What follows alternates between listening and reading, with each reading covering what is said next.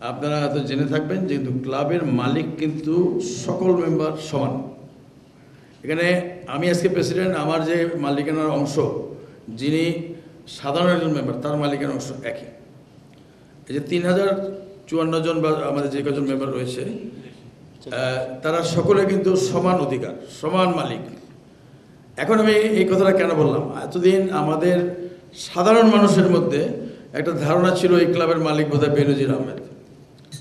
আসলে উনি তো অনেকটা উড়ে এসে জুড়ে বসছেন, উনি কিন্তু জোর করে এখানে আসছেন। তো আমি আর কেন আসছেন, কিভাবে আসছেন, কেন পারতেন ওনারা, এটা আমি আর ব্যাখ্যা দেওয়া দরকার নেই। বাংলাদেশের মানুষ আজকে সবাই জানে যে ওনারা গায়ের জোরে কী না পারতেন এবং কী না করছেন এই পর্যন্ত। তো যাই হোক, আমাদের এই ক্লাবের মালিক এত 3000-এর উপরে। আমরা এটা বেনজির আহমেদের ক্লাব না, আমাদের এই ক্লাবের ভবিষ্যৎ অত্যন্ত উজ্জ্বল। আমরা অচিরে একটি বড় ভবন নির্মাণ করতে যাচ্ছি আমাদের নিজেদের এলাকায়। আমাদের এই জমি জমা নিয়ে অনেক আজে বাজে কথা বলা হয়, কিন্তু আপনাদেরকে আমরা ক্লিয়ার করছি যে এই জমি যতটুকু আমরা ব্যবহার করছি এবং সামনে আমাদের নিজস্ব জায়গায় যতটুকু আছে, এটা 100% আমাদের। আমাদের পার্শ্ববর্তী পানি সম্পদের জমি আছে রাস্তার সাথে, আমরা সেখানে কোনো স্থাপনা আমরা করিনি। আমরা পানি সম্পদের কাছ থেকে রাস্তা লিজ নিয়েছি, এর বাইরে আমরা পানি সম্পদের কোনো জায়গা ব্যবহার করিনি।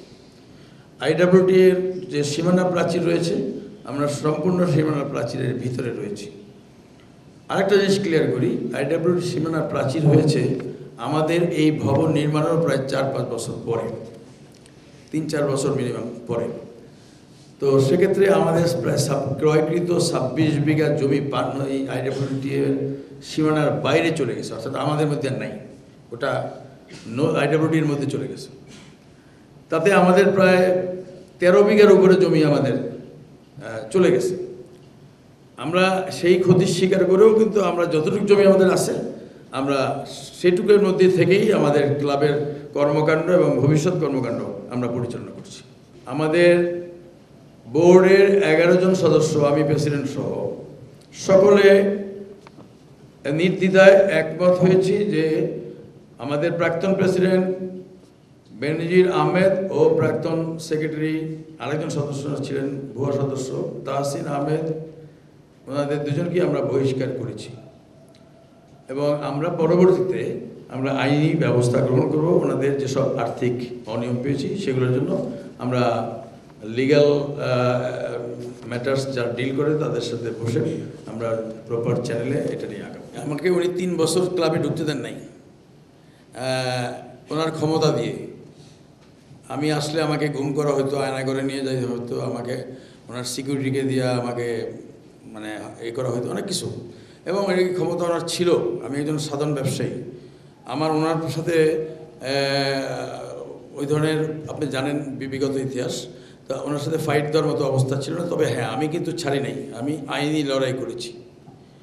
আমি একটি নয়, দুটি নয়, 3টি লিগ্যাল নোটিশ ওনাকে ডাইরেক্টলি ওনার নামে দিয়েছি। এবং উনি যখন অন্য মানে বিজ্ঞ আইনানুগের সাথে কথা বললেন, তখন উনি বুঝলেন যে না, আমি আমার ফাইটটা লিগ্যাল এবং আমি যদি কোর্টে যাই ওনার এই কমিটি এবং উনি বাতিল হবেন।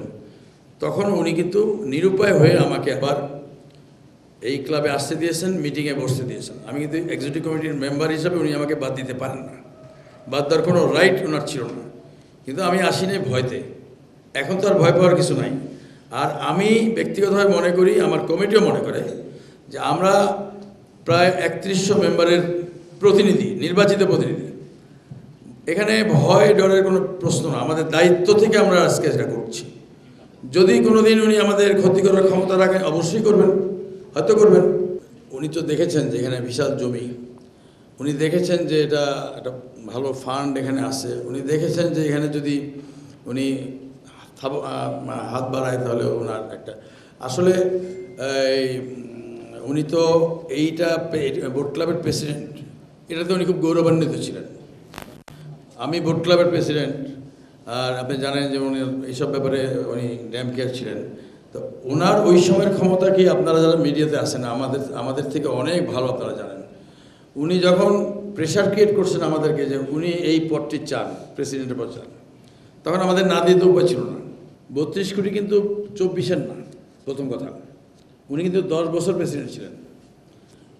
ওই বিগত দিনে বিভিন্ন সময় এই টাকাটা মানে নিতে নিতে টাকা যে উনি একা নিয়েছেন তা না, আরও অনেকে জড়িত আছেন, বা উনি নিয়েছেন কিনা সেটা ওনার ব্যাপার। ওনার সাইনে যদি টাকা যায় আমরা ধরে নেব উনিই নিয়েছেন। ওনার অধীনস্থ যারা ছিলেন তারাও কয়েকজনে সাইন করছেন, আমাদের কর্মচারী যারা সাইন করছেন তারাও জড়িত আছেন। তাদের বিরুদ্ধে অলরেডি আমরা ব্যবস্থা নিয়েছি। যারা কর্মচারী জড়িত ছিলেন তাদের বিরুদ্ধে অলরেডি আমরা আইনানুগ ব্যবস্থা গ্রহণ করেছি, মামলাটা হয়ে গেছে।